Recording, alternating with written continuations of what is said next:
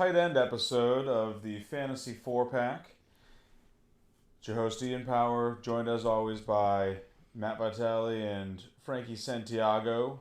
Almost forgot my name again. I did not actually this time. Today we're drinking Founders All Day IPA Session Ale, picked by our very own Frankie. Frankie, you want to showcase the can a little bit? Well, it's got a little car with a canoe on the top. This is usually sold in 15 packs instead of 12 packs. Your favorite summer crusher for under $20. Yeah, I mean, stop pimping your store, Frankie. Yeah. This is gonna be a rough. I'm definitely not winning the 5-minute talk at the end of this one, so you guys can have at that one. Yeah, Vitale thinks this thing tastes like lawn clippings. So, beer aside, to kick this episode off, I do want to. I know we're a little because the news happened like literally right after our last episode, but I want to touch on the Dalvin Cook news because it's potentially very impactful if this holdout does turn into something that could go into the season. If this is still going on in August, obviously it's sort of just become a trend of running backs that it seems like every year there's one who's like, I'm not playing unless I get paid. Like, which is fair. They gotta chase that bag, get that money. Yeah, but it sucks for fantasy owners. It does, yeah.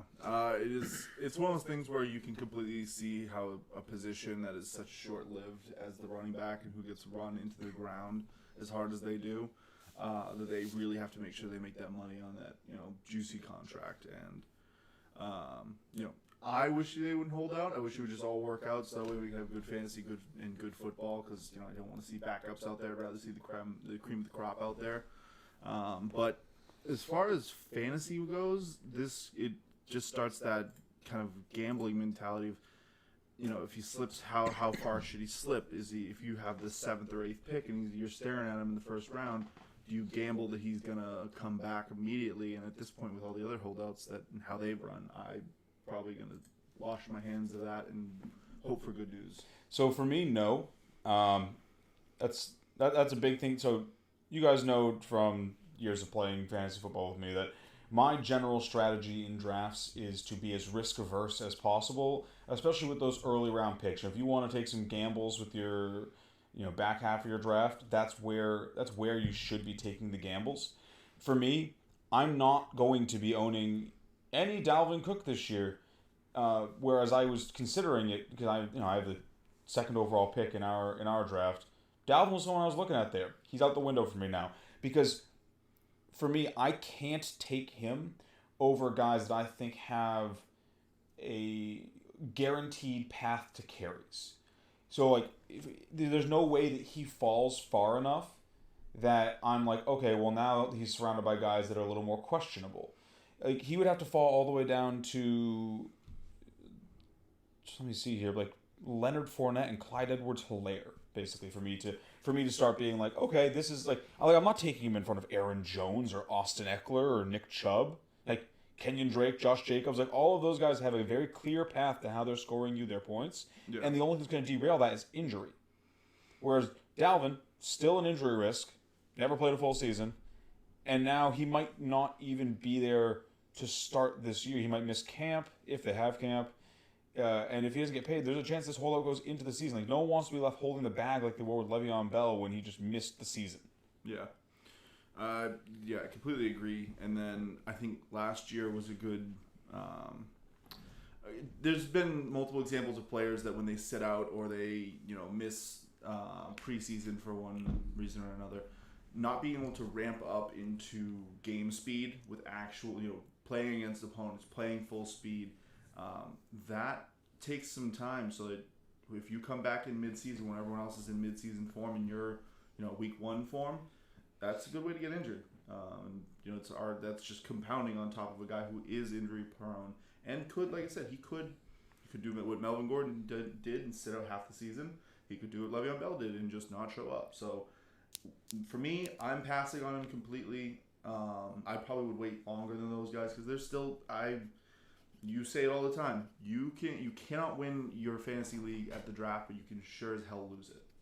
Yeah, it's and to build off what you said, there are those guys who we've seen hold out before, and then like they missed the preseason, they missed camp, and then in weeks 1 through 6, they're just hitting that like, oh, That's tackle, basically their preseason. It's not even an injury thing. It's just like they're just getting into the swing of things, and it's week 6, and it's like, oh, now I finally have a guy who's prepared to start, and your first 6 weeks that could cost you.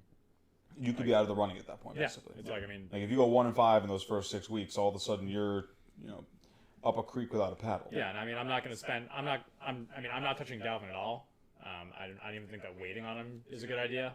He's like building off what you said. He's injury prone. I don't like injury prone players. I do take injury account when I'm drafting, previous injury history. But I mean, that's really all I have to say. I mean, I'm not touching the 10-foot pole. Yeah, and honestly, good thing you mentioning that about coming back in week 6.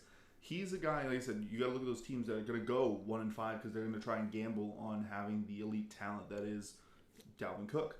So when that guy's sitting there at 1-5 and the only thing he's got valuable on his team is Dalvin Cook, I say, hey, I'll take that last 2 weeks of Dalvin Cook being off because maybe my team got off to a better start than his. I'll eat a week or something like that, and now I have Dalvin Cook and I have all my other players. So for me, he rises as a trade target, not as a draft potential. And obviously, we're discussing this in June. So If news comes out next week that they have a deal in place and Dalvin gets signed, Dalvin immediately goes back to being in that talk for top 3 picks off the board. Yeah. Like this isn't at all a slight towards Dalvin's skill for me. This is just being worried that he's not going to be able to provide the value that fantasy owners need with those early picks. right. So that's kind of all I think I have to say about that. I really would just implore our listeners to really think about where you're drafting because it can be tempting when you're sitting there with that 12 to have the chance to get a guy like Dalvin, but like you're gambling the farm. Yeah. With that, let's transition into our main topic for the day. We're going to start talking about tight ends and their relative ECR value, who we think are good values, bad values, just about right values, the 3 bears basically. Yeah.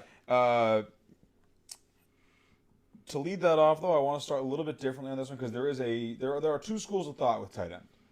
There are the people who think that tight end is a very valuable position if you get the right guy, and the people who say just throw it at a wall and see what sticks. Yep. Frankie, I want you to lead us off here because you are in our league the resident early tight end guy. You regularly have the first one off the board. You joke that Travis Kelce is the vice president of your fan club. Well, no, it's more than it's the stacking of that's for another episode. But so tell us why you are a proponent of this strategy. Oh, Ian, I'm glad you asked. Now, a lot of people think that it's, when you take a high tight end like Travis Kelce or George Kittle, or even say like an Andrew and Ertz previously. Sure, I mean, in previous years it's been Kelce, Kittle, and Ertz. Those are the 3 guys when you're looking at early rounds, they're going in the 2nd, 3rd, sometimes 4th round. Yeah, people think that you're like, there are people out there who think that you're wasting that spot. Like you could have got another running back there, you could have got another wide receiver there, wide receiver 1, wide receiver 2. Sure. And I look at it a little bit differently. I like I said last episode, I'm not doing that this year. I'm gonna strictly probably go just 3 running backs right off the board. Yep. But if there is a guy, Travis Kelce's going, I think his ADP is 17, Kittle's 20, so they're both end of the 2nd round. Currently, based on current best ball ADP, Kittle is going at 23.5. And Kelce's going at 18.5. Yeah, so around that range. So back of the 2nd. Yeah. I wouldn't go as high as to pick them in the 2nd right now, personally. But if they're still there in the 3rd, you have to think, okay, if you have that high 3rd round pick, you're getting, just to look at both of their targets last year. I mean, and Kelsey's fairly consistent with this. 136 targets. Kittle, 107 targets. Amari Cooper, wide receiver 2 last year, 3. He had, I I think. Let me double check. I want to say. Well, it was less than both of those. Well, and like I think the important thing too with where they're going is you gotta look at the people that are going around this year. Like if you can get them in that turn pick basically, in the 24 to like 28 range, you're looking at taking them around people like Lamar Jackson, Leonard Fournette, Kenny Galladay, Patrick Mahomes, Mike Evans, Todd Gurley, Melvin Gordon. Like the guys that are going around for the most part, they're either quarterbacks who you shouldn't be drafting early, or they're players with some serious question. Like the only player in there that I really would feel comfortable picking over one of those tight ends is Kenny Galladay. Everyone else, like that's an actual question mark there, where it's like, what are you really getting from Melvin Gordon or Todd Gurley that is so beneficial that it's not worth it to pick one of those two elite options. And I'm glad you brought up Kenny Galladay because that brings me to basically my overall point of this is you can take a Kenny Galladay, but then the next person off the board can be another elite wide receiver, another like tier 2 wide receiver. But if you get one of those Kittles or Kelce's, you have that positional advantage super early, and you don't have to worry about it.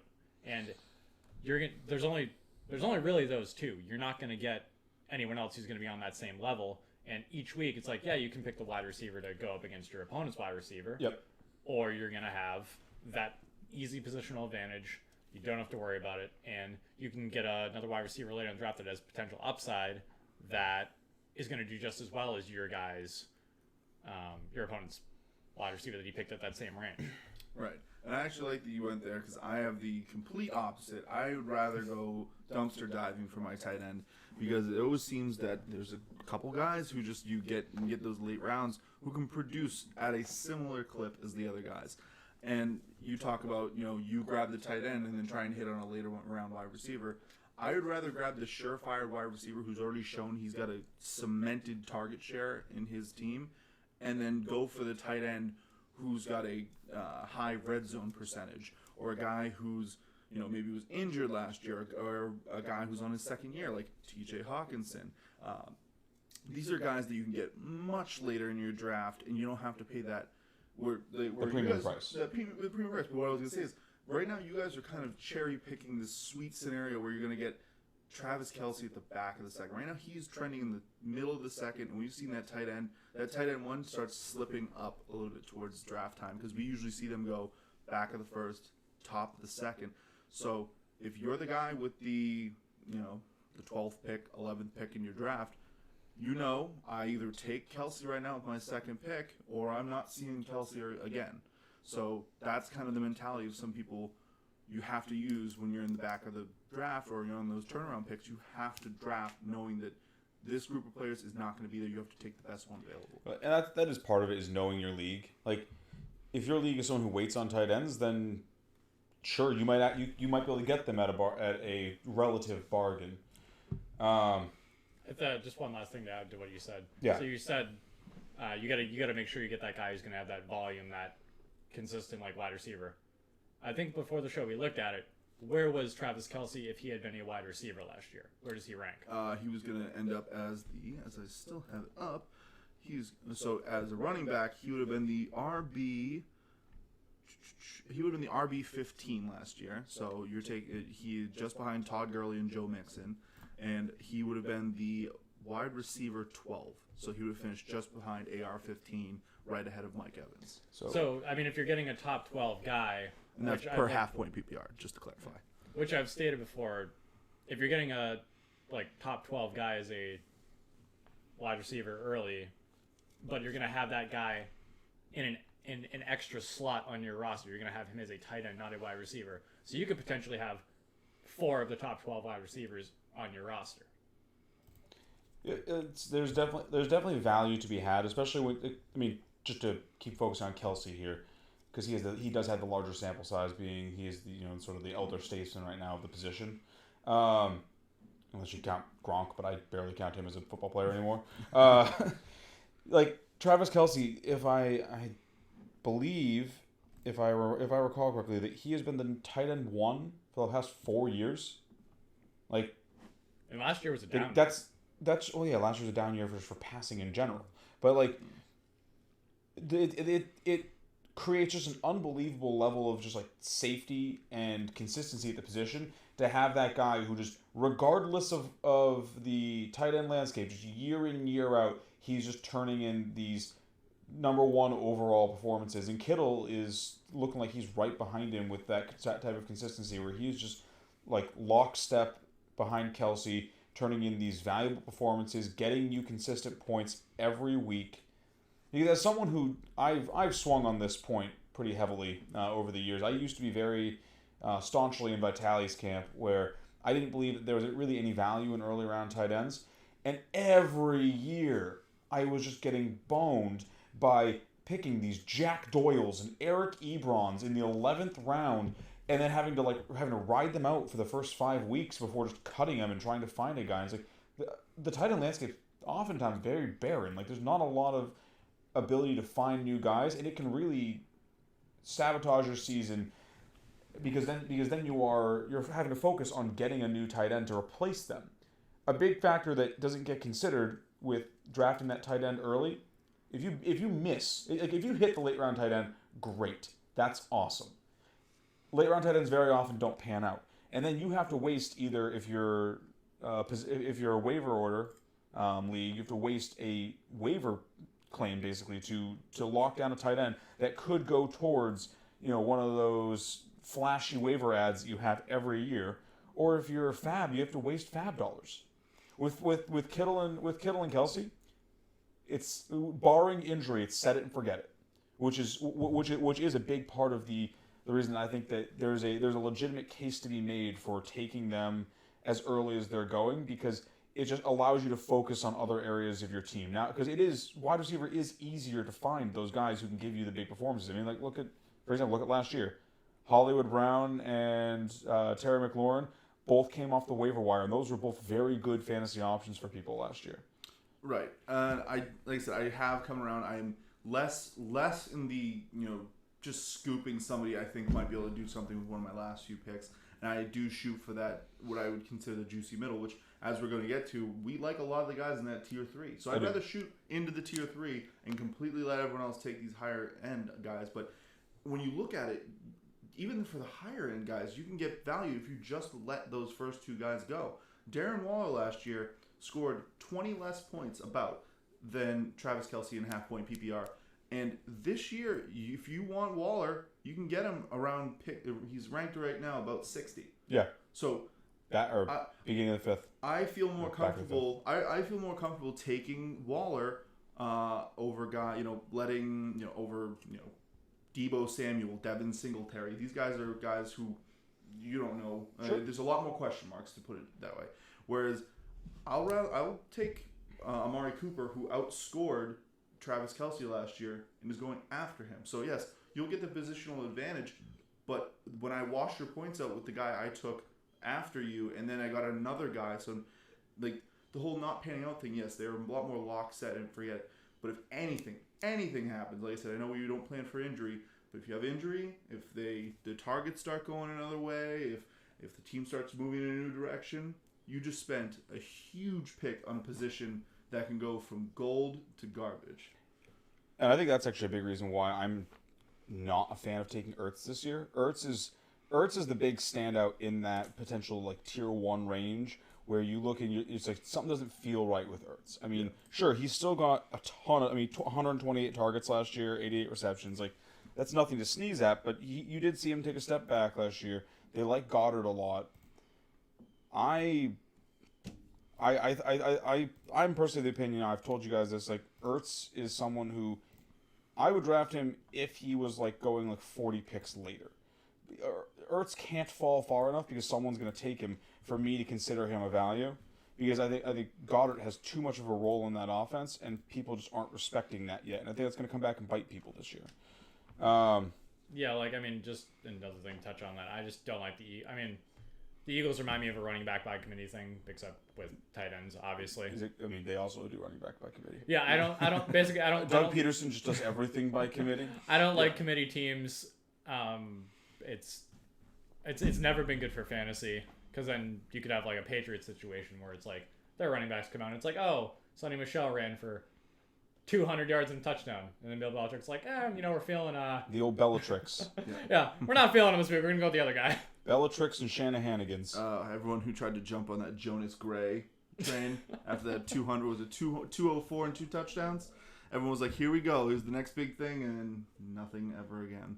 Yeah, and then you have the new Shanahan out in San Francisco, continuing his father's proud tradition of having 18 running backs and using all of them. Yep. But yeah, no, I feel you with the tight end by committee thing. It definitely feels like the Eagles know they have 2 good tight ends and want to use both of them, and it ends up just spreading the ball too thin. I think if you like Ertz, you just don't draft him, and you draft the other Ertz, Goddard, like 10 rounds later. Yeah.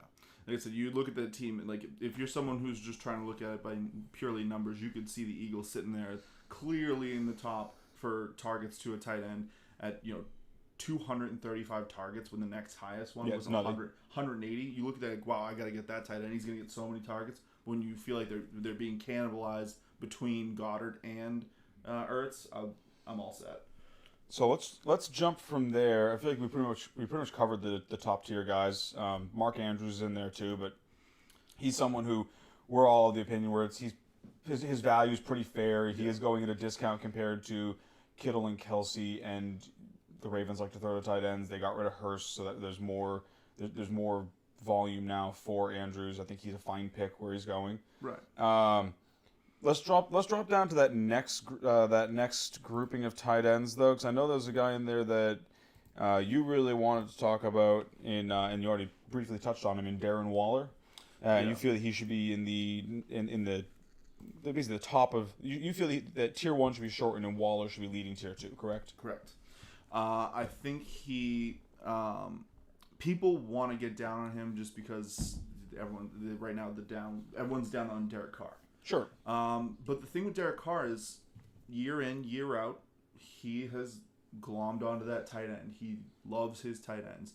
They don't always put up sexy numbers, but he is getting better as a quarterback. He has 2 back-to-back 4,000-yard seasons. And even while he had Amari Cooper, somehow Jared Cook was still staying in front of him for total yards. Sure.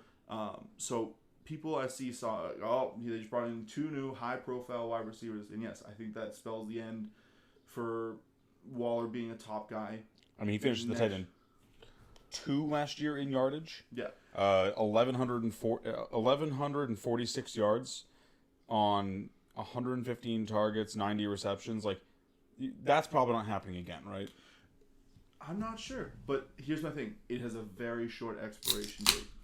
He is a redraft guy only for me, because I think you're gonna see Ruggs and Bryan Edwards. They're gonna take their rookie season. Like I said, rookie wide receivers don't usually come out and explode for 1,000-yard seasons all that often. That's why I'll just pass on them and wait. I'll go for them in their sophomore season or their junior season. But right now, there are 2 rookies that are drawing. They're gonna potentially draw away some heavy coverage just because of their name value.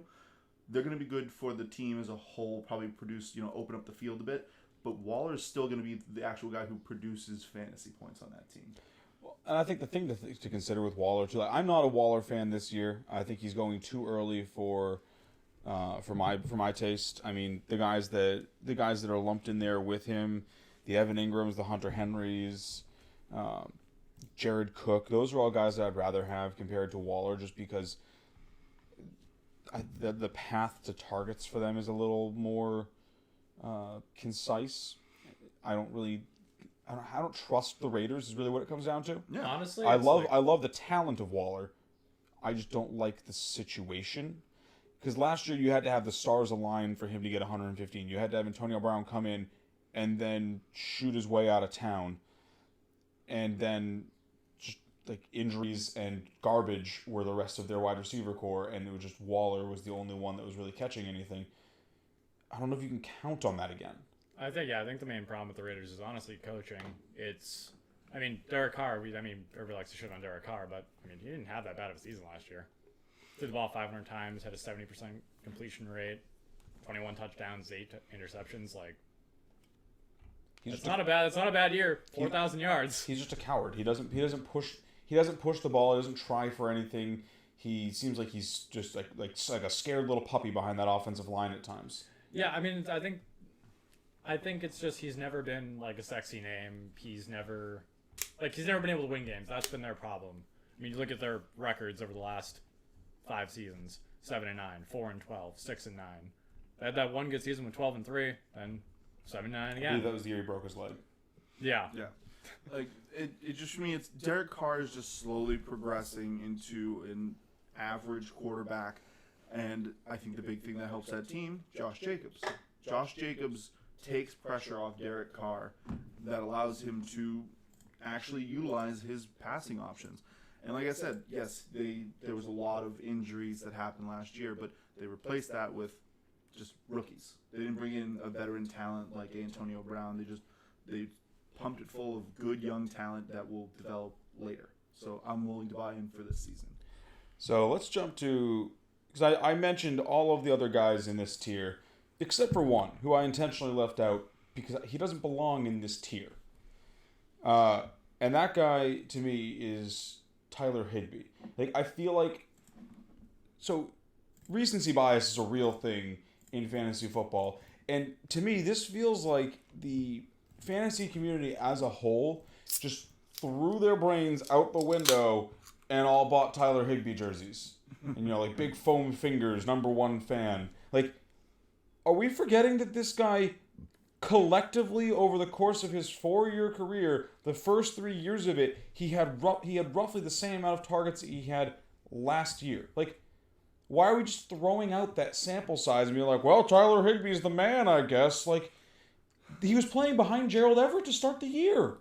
Yeah, I think it's one of those situations where the tight end landscape going into last year was so barren that people were just looking for any shiny nugget they could get. And yeah, if you grab Tyler Higbee at the end of last season, then you feel great about it because you got that production. I'm just not ready to buy in. Like I said, it's one of those things where if you look at the stats and just look at it that way, and look at the recent performance, the recent stats, you can sell yourself on Tyler Higbee because the Rams were third in passing to their tight end, but they're also one of the top passing offenses last year with 610 targets total. They only threw their tight end 25% of the time, and they're the aberration at the top. So I think that you're going to see next season their passing totals are going to come back down, and their tight ends are going to suffer for it. Yeah, it's like, I mean, you look at Jared Goff, 561 passes in 2018, 626 last year. I think we're going to see that come back down to earth a little bit, and I think especially with Todd Gurley being gone, they're not going to have that pass-catching running back to throw to that's going to be as prolific, and I think that I think that's part of the reason why Higbee's getting drafted high, because people are expecting that same volume, and I just don't think it's going to be there. Yeah, it's just like with Derek Carr. Now he doesn't have a top-tier running back to take pressure off him, so now Goff is going to have to lead that offense, and we've seen he can fold at times. Well, and keep in mind, too, it's like the Rams got to play against the single worst team against tight ends last season. And one of those games was in December when Higbee was giving owners all these great performances. And it's like, you almost have to throw some of that out the window because, like, they were just so... The Cardinals were so putrid against tight ends. Yeah. It's like anyone could perform against them. Like, literally anyone. So it's like you can't even really rely on that. I mean, like some of these defenses they played over those final couple weeks of the year, like the 49ers are good, but the Eagles weren't. Yeah. The Bears, I mean, they held the Rams to 6 points. The Bears are still the Bears, but like the Bears weren't the same. They were on the field constantly last year because that entire Bears offense was terrible. So it's like, a tired defense you can still put points up against them. I mean, the Rams scored big against the Lions, who were putrid. They had a shootout at the end of October against the Chiefs. Like, you're basically relying on a weak schedule, and the Rams decided they want to keep using Higbee as opposed to what they did in the past, which was not heavily focusing on the tight end. I mean, it's like people forget that Cooper Kupp and Robert Woods are still there. That they just drafted this new kid, Cam Akers. They still have Darrell Henderson, who they drafted last year. Yeah. Gerald Everett's still on the team. Like, there's just so many ways that could go wrong. And if you're taking him, that means you're passing on a lot of other guys who I personally believe are in much better positions to succeed. Yeah. Like I said, it's one of those situations where everything just fell the right way for Higbee at the end of the season, and once again he benefited from having a great running back. Like the Chicago game, you look back at the film, they were selling out to do that cover zero that the Patriots were doing to stifle Todd Gurley, to make sure they could contain that, and basically making Jared Goff beat him with his arm, and he showed he could. Yeah, which everyone knows he can't. Right. They said, like, sometimes you'll get the Jared Goff who can throw for 4 touchdowns, but as one of our buddies in our league knows, sometimes you get the Jared Goff that comes out there and throws you negative points, and that's why you lose in the playoffs. 60 yards and 4 picks. Yeah. Right. So I think the team as a whole is going to gel, and they're going to take a step back offensively, but they're going to start figuring out a new identity past Todd Gurley, because I feel like they just kind of like, just go Todd. We have a great run game that no one's ready for. The Patriots figured it out. Everyone just copied what the Patriots did, and it worked. Yeah, Tyler Higbee is someone who's going to be on my do not draft list. Yeah. Like, I don't care how far he falls. I have no interest in him. Like, literally no interest. I think he'll be good for DFS on a couple of games. Yeah, I mean, sure. He's someone who, like, if you can cherry pick the matchups, yeah, I guess. But, like, for season long, hard pass. I have 0 shares of him in best ball so far. I expect to have 0 shares of him come August and when it's draft season. Yeah, that's kind of all I have to say about Higbee. I hate where he is. I hate the hype train.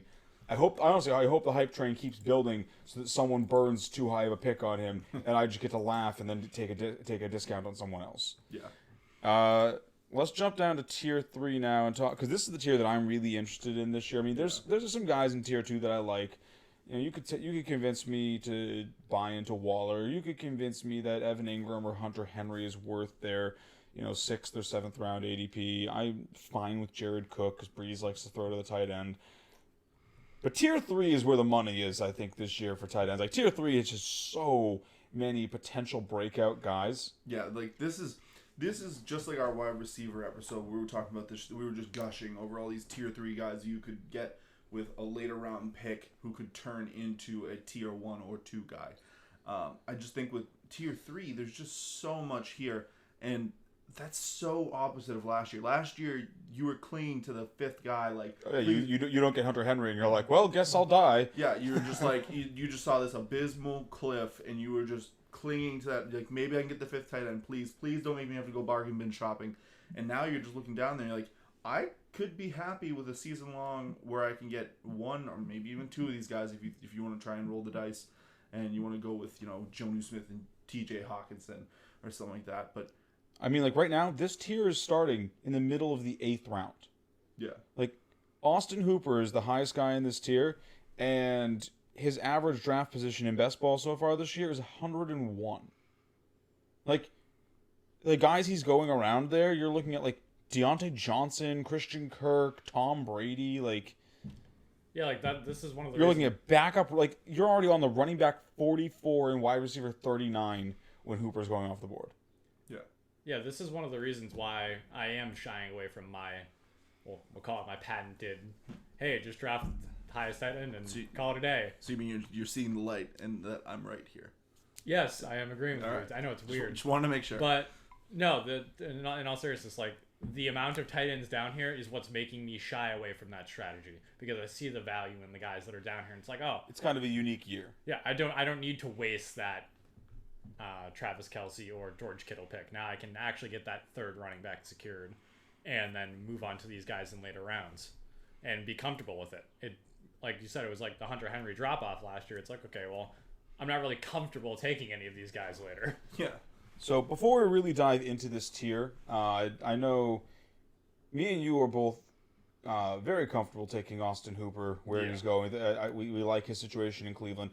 But Vitaly, you are the exact opposite. Yeah. Of you think that 101 is still too expensive for Austin Hooper. Can you enlighten us as to why? Yeah, he's a guy that there's a couple of guys usually each year that everyone's super high on. They're like, they think he landed in a great spot, or that he's ready to take the next step, and I don't see it. I look back at him, I look at his stats, I look at who a team he's playing for, and it just doesn't click for me. I know he produced last year, but I mean, a guy he was on track for a huge season. He only played 13 games and got up to almost broke 100 targets then.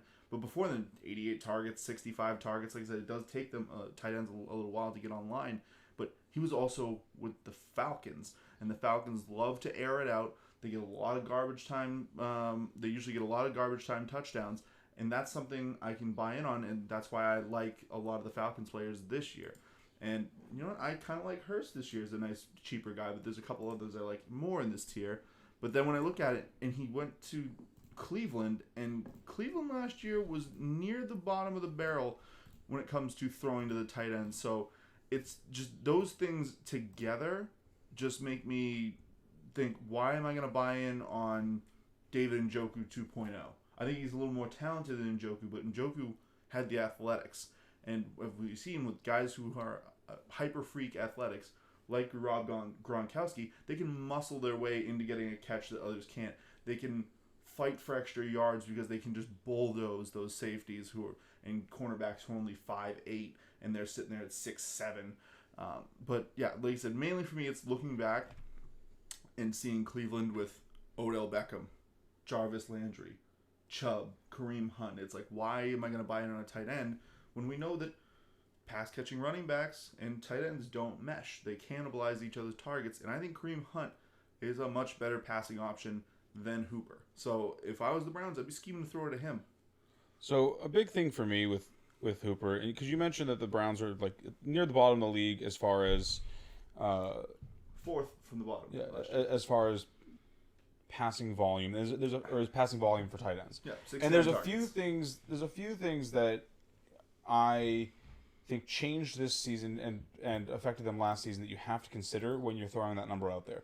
Because keep in mind, one, they had a really bad offensive line last year. When you have a bad offensive line, it means that you have to keep your tight end in more to block, because Baker was already running for his life with that tight end. I think he would have just literally been killed by opposing defenses if he didn't have the extra blocker. So right off the bat, you're going to have less targets if your tight end is into block. That's just, if you're using him as an offensive lineman, he cannot also catch the ball. Then you got to factor in Njoku played 4 games last season, I think, and started 1. He had 10 targets, and he got placed on IR because of that wrist injury.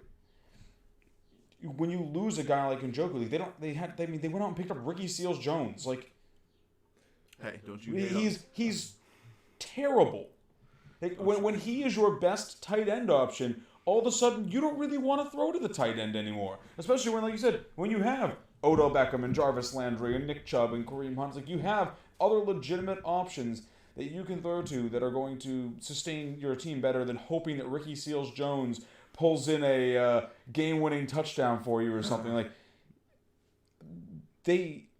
yes, Njoku is still there, and yes, he's healthy this season, and that could present a situation where Hooper loses some value to someone like Njoku. But I mean, you don't sign Hooper, especially coming off the season that he's coming off of, if you aren't going to use him. Oh yeah, that's my point too. It's like, yeah, Njoku is still there, but they went out and got him for a reason. Yeah. They're probably still concerned for Njoku's health, even if he says he's healthy. It's like he is at this point And as you mentioned, it's like tight ends take a little time to come online. Njoku's only going into his 3rd season. Njoku... 4th season. I mean, granted, he missed most of his 3rd season, but this will be his 4th season.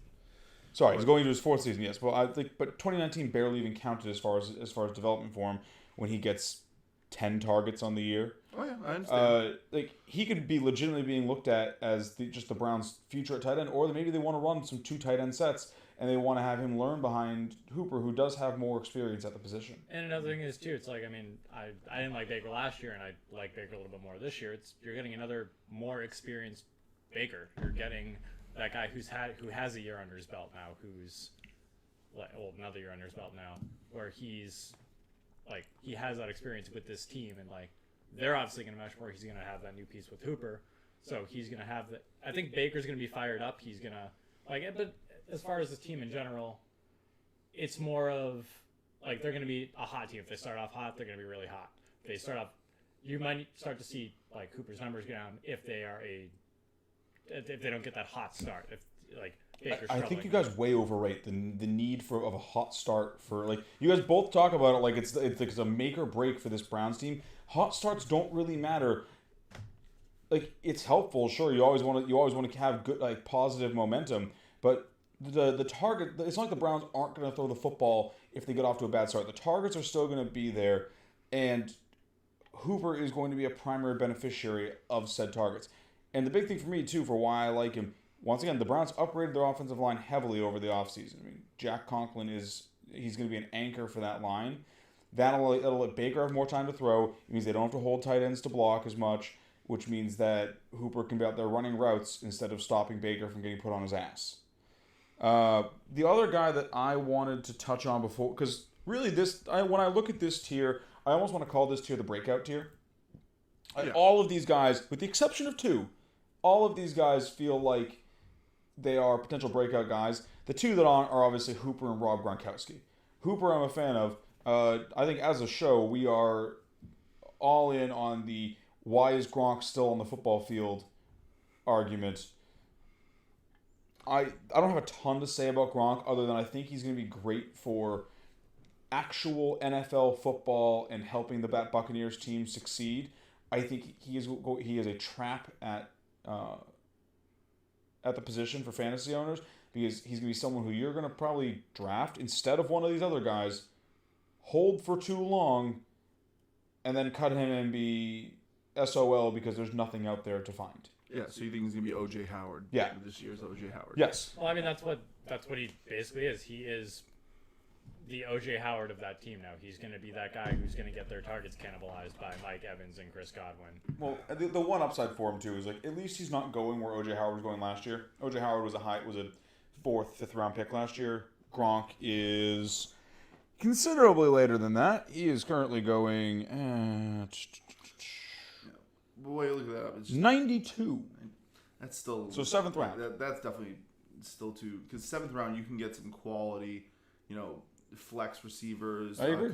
That's where you start gambling on. I mean, do you want to hear who's going around? Yeah, go for it. Brandon Cooks, Jordan Howard, Julian Edelman, Josh Allen, Phillip Lindsay, Kerryon Johnson, Tariq Cohen, Marvin Jones. Like, there's some real contributors in that range that you could be taking instead of Gronk. You could take them and then come back 2 picks later and get yourself a Jonnu Smith or a Hayden Hurst or... Right.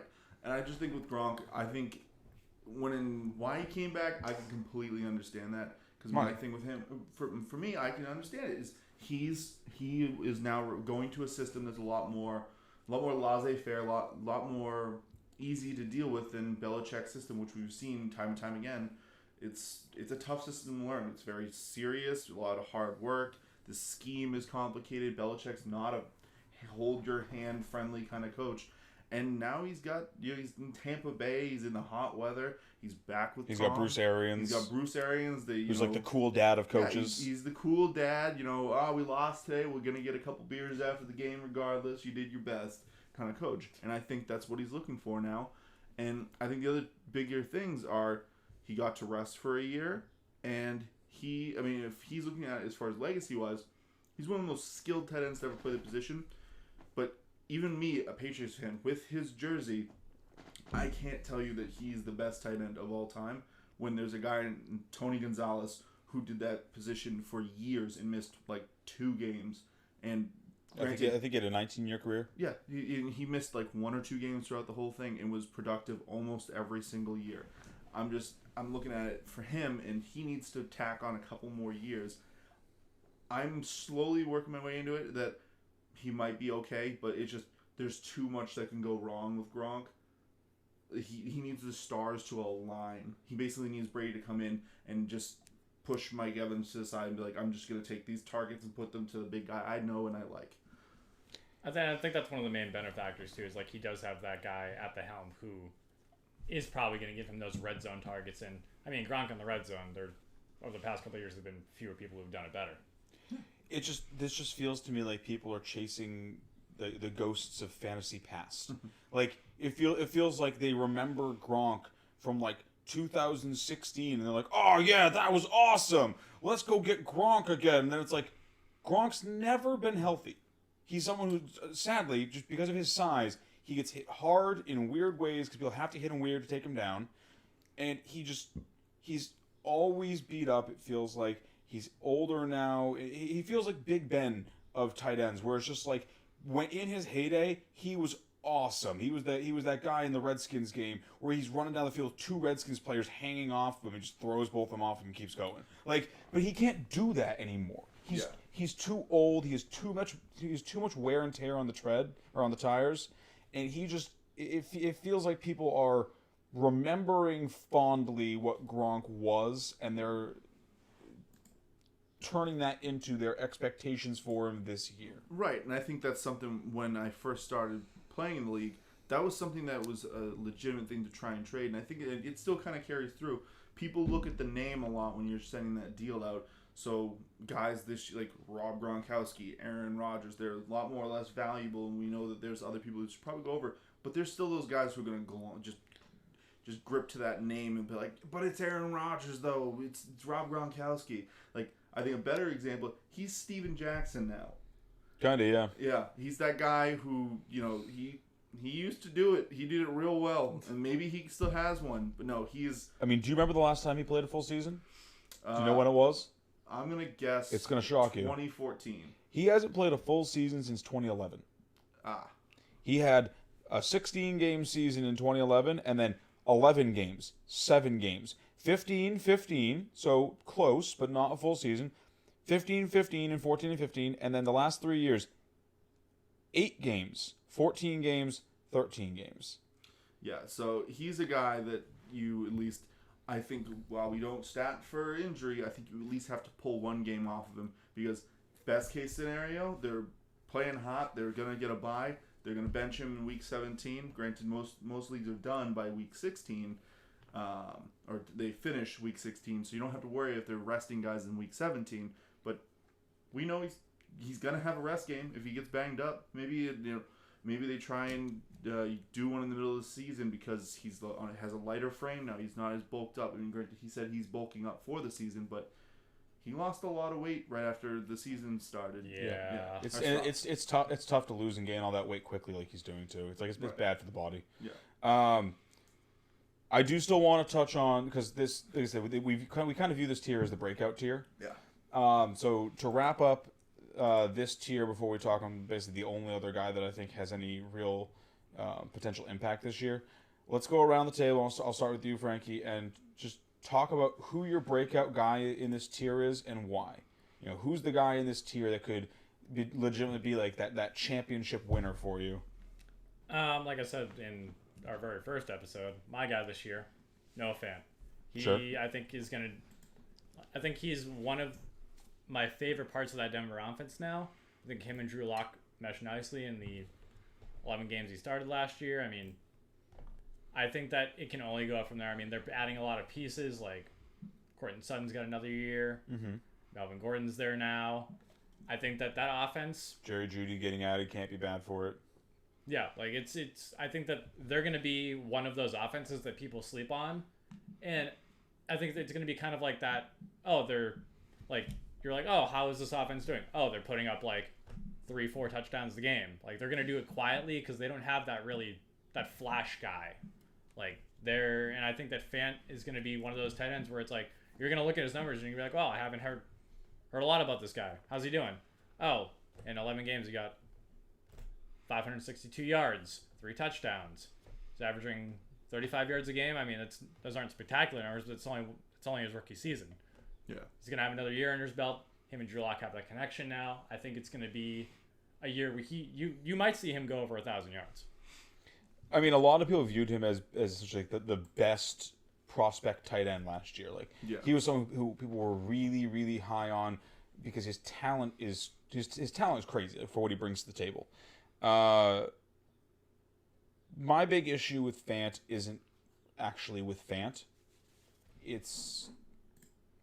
I don't trust Drew Lock. For me, I'm a big Fant fan, but when I try and play devil's advocate for my own team, I look at him and I say, he's only in year 2. He's got Drew Lock, who still has a lot of question marks, who's also just in his year 2. So how confident am I that the big step is this year and not next year? So, because I think the trend we've been seeing is third year. Wide receivers, it's usually second year. Like sometimes it's fourth. Like third's the earliest, like, typically. Yeah. So maybe this could be the year where you're buying a little too early on Fant, and then you're going to get burned, be off the train next year, and next year he hits. But like I said, I see a lot of potential with that kid, and he's a guy I want in dynasty leagues. Fair enough. But tell me, what about you? Who's your breakout guy in this tier? I've been kind of jumping around. I think I'm going to go with the old soldier in this one. I'm going to go with Jared Cook. He was injured last year and didn't get, and also we had Drew Brees was out for a good chunk of time. But I think He played 7 games last season? Yeah, like going back to last year, but when he was on the field, you liked what you saw. Yeah. And like I said, he's got the experience. Drew Brees, this might be one of his last few seasons. I think this is one of his last real seasons to get a ring. I just think that offense is set in stone. There wasn't too much movement. And I think if Alvin Kamara can come back to form, just everything on that offense is going to be producing points. And I think they're set for a major push, both in fantasy scoring and in the real NFL for a championship. And they're one of my favorites to actually take the whole thing. So I'm in on an offense like that, even though this guy's an old vet. And, I mean, you look at it every year, his yards per reception is just nice and consistent. 16 yards of reception last year, 13, 12, 12, 12. Like, so he's just, every time he catches the ball, he's getting you a point plus. So, and his touchdown totals too. Last year, 9 touchdowns in a shortened season for him, only playing 14 games and Drew Brees being out last season. 6 touchdowns the year before. I think he is just now in a good spot, and he's got a good grip on the offense, having that now that he's going into his second year with that offense. So I'm ready to buy in on a guy who the league knows can do it, and he's honestly pretty injury averse. Okay. I mean, I have no issues with that argument. I think that Cook is someone who I'll be looking at this year. I really like where he's going. I like just for all the reasons you mentioned. I like everything that he has going behind him. Good supporting cast, truncated target tree. Yeah, no real issues there. Frankie, you in the same camp? Yeah, I mean, Cook, I would say. I mean, I like to speak Bill and Patel. I said that offense is like there's no real pieces that are missing. I mean, you have that wide receiver in Michael Thomas. You have that stud in Alvin Kamara. It's all the pieces are there. I think that offense is going to just pop, and they're going to be like, and I mean, the Saints have always done it quietly. They're Alvin Kamara was 1-2 last year, 1-2 the year before. I think it's going to be one of those situations where, I'm going to feel comfortable. I take Cook where he's going. Okay. So I'm actually going to mention 2. I have my breakout guy, but I personally feel like he's a little bit too much of a layup pick for breakout. Little too obvious. And that's Hayden Hurst. I could drop analysis on him, but everyone's gonna be dropping analysis on him. He's gonna be in every draft guide, in every video. Everyone's saying, grab this guy who's inheriting the role of Hooper. of Austin Hooper. Thank you. Yeah.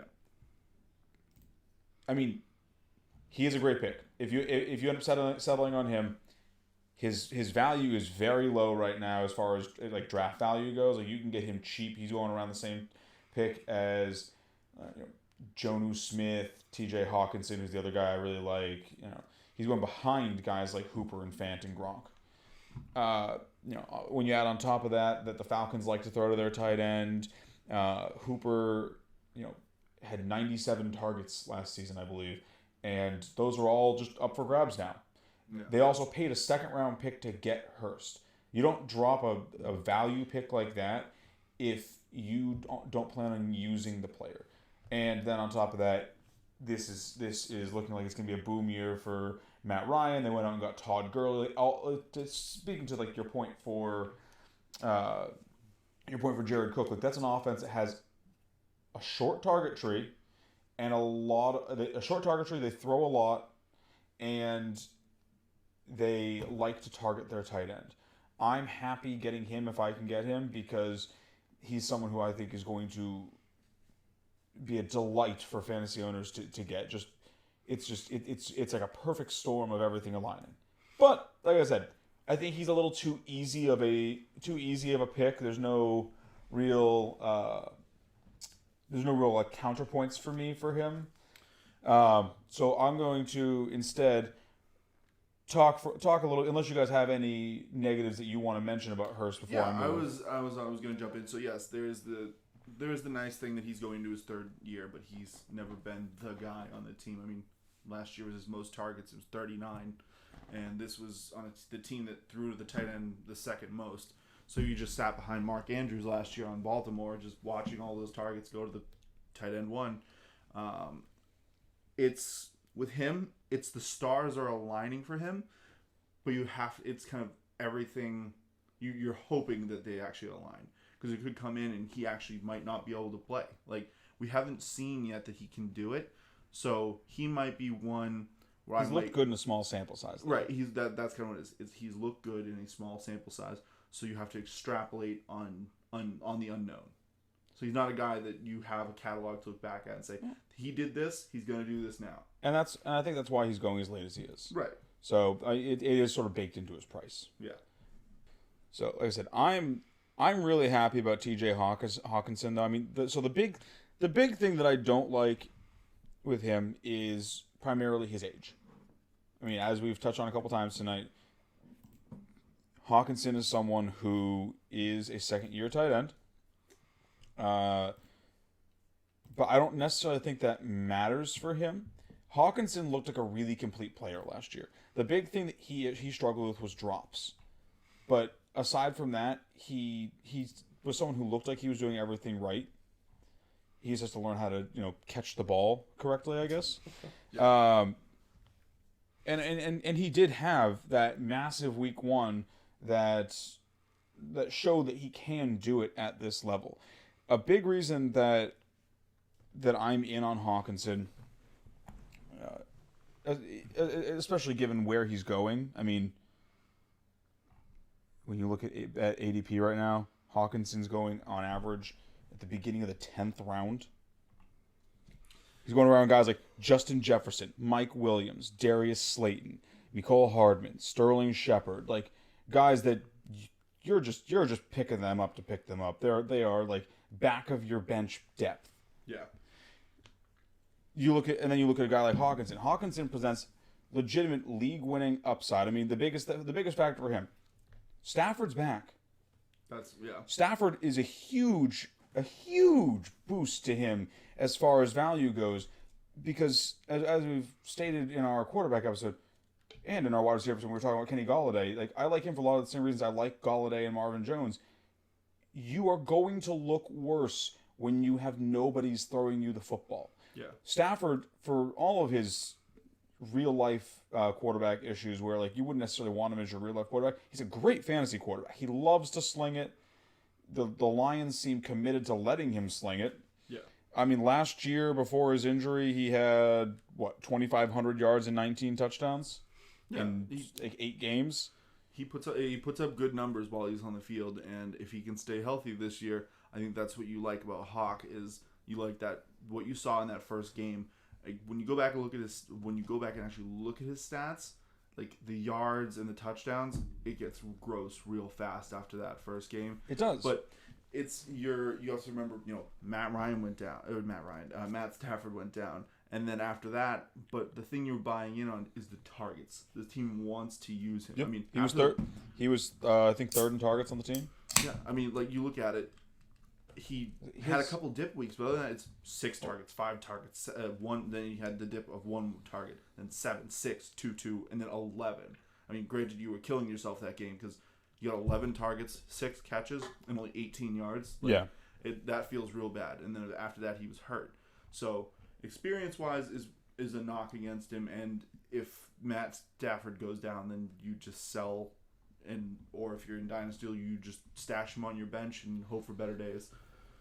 Yeah, I mean, so he's someone who, based on his profile as a whole, I think he's someone who is incredibly beneficial to fantasy owners this year. I mean, he's a good blocker. He showed that he doesn't really have any issues with or any real issues with injuries. He can boom. He gets the targets. The Lions used a fairly high pick on him, if I recall, and if he can fix his case of the dropsies, he's someone who's going to be surprising fantasy owners with how much he turns in this season. Yeah. I mean,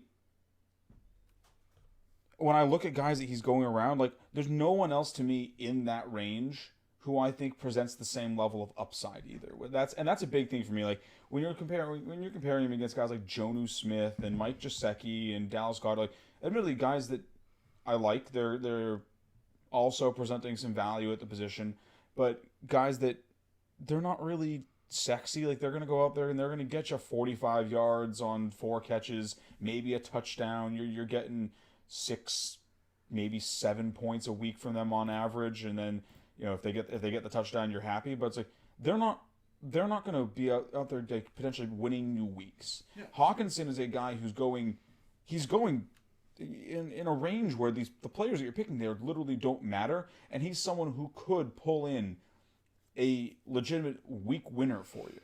Yeah. It's hard to find guys like that in the 10th round. Yeah, you look at him, and I just can't. It seems like an insult to put Gesicki in front of him, as far as the ECR on Fantasy Pros goes, that we are always using when we're trying to base value this early in the season. But like Gesicki's on Miami, the quarterback questions they could what I would think is a mistake in putting Tua in too early. Like, that kid needs to heal, learn, and develop, and get ready for the NFL. He can't, if you thrust him in too early, I think it's going to be a problem. And, like, you look at the teams that are right around him. Hawkinson, Miami, Philadelphia, Tennessee. You immediately want to like Philadelphia because they throw to the tight end so much. But there's a guy named Ertz in front of him. And I don't like owning the RB2. I like even less owning the tight end 2. Yeah, so I agree with you there. When he's basically out the window unless I've got nothing else left. And you look at Tennessee and Miami, and those are teams that don't score a lot of points.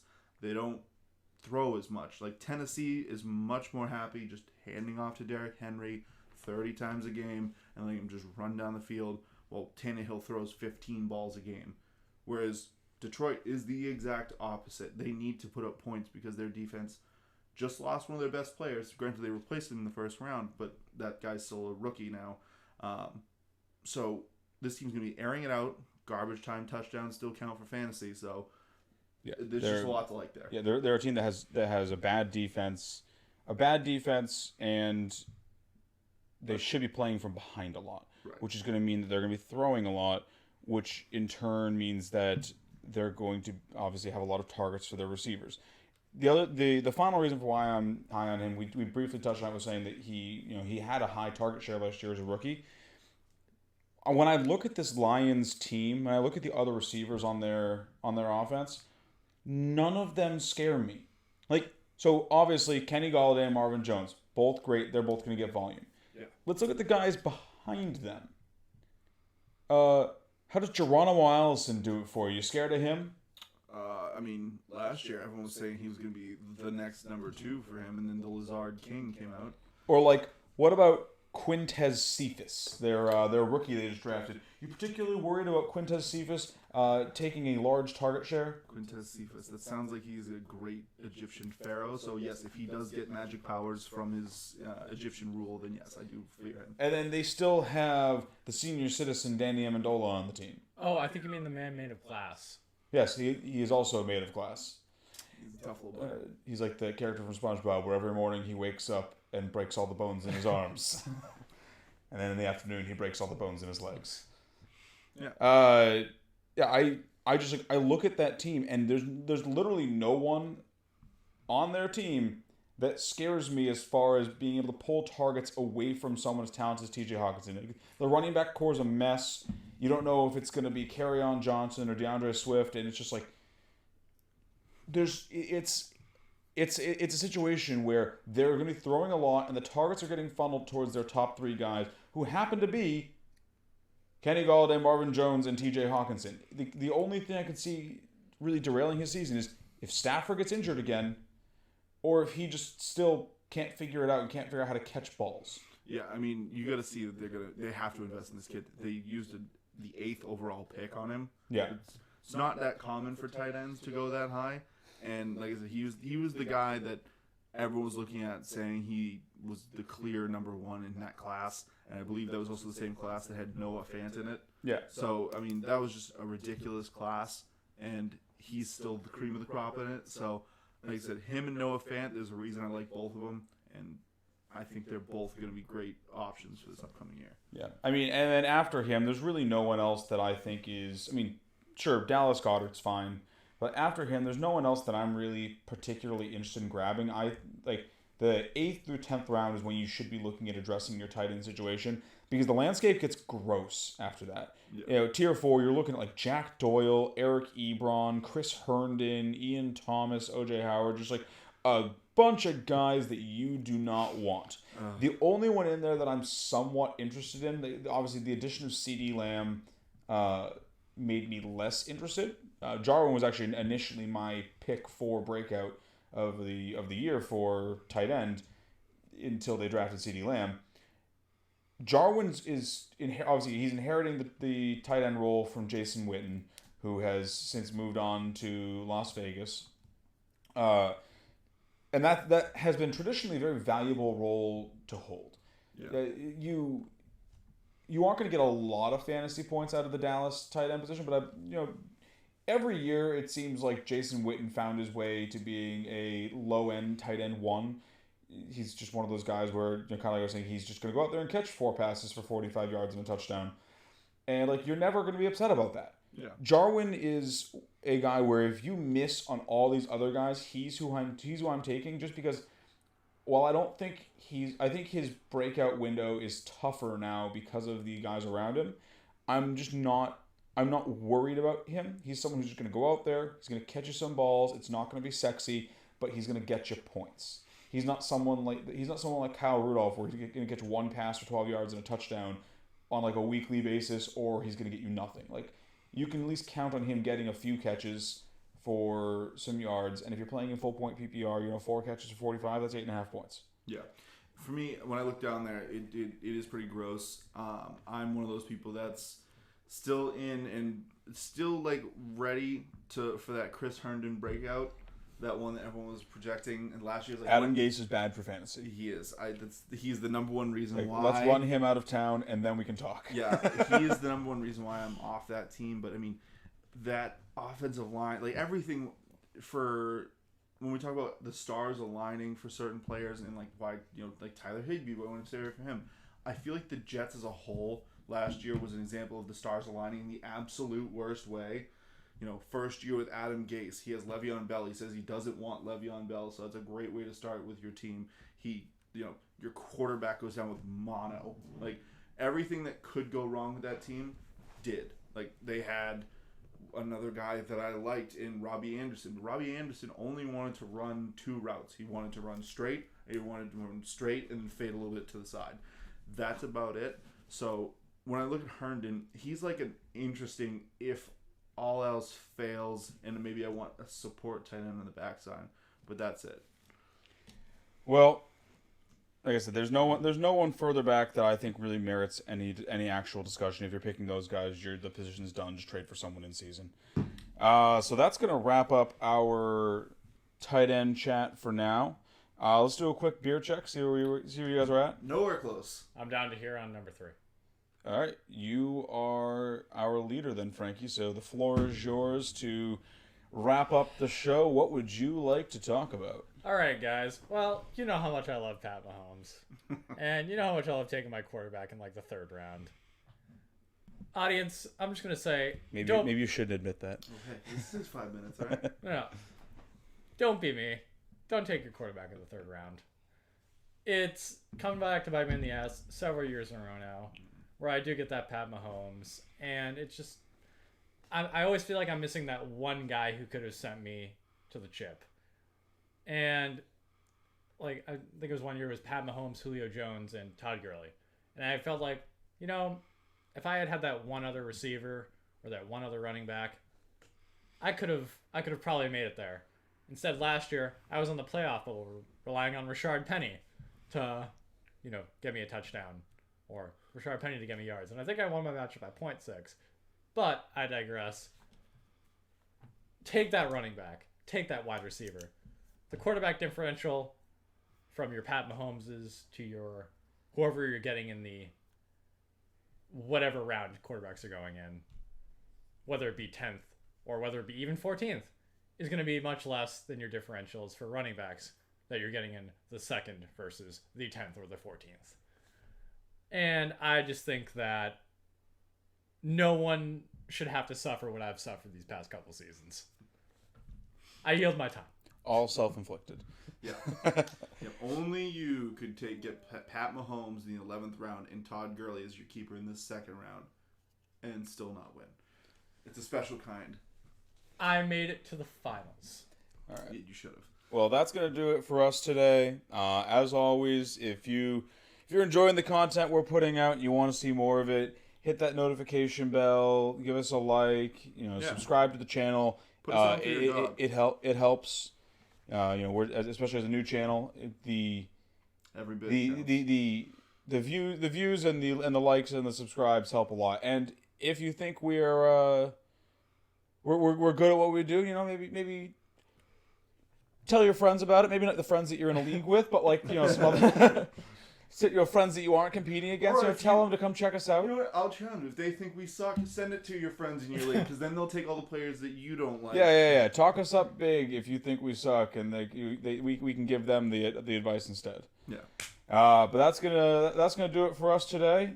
Next week, I believe we're doing our first mock draft of the season, so that'll be fun. Ooh. Tune in for that. See you later, guys. Adios.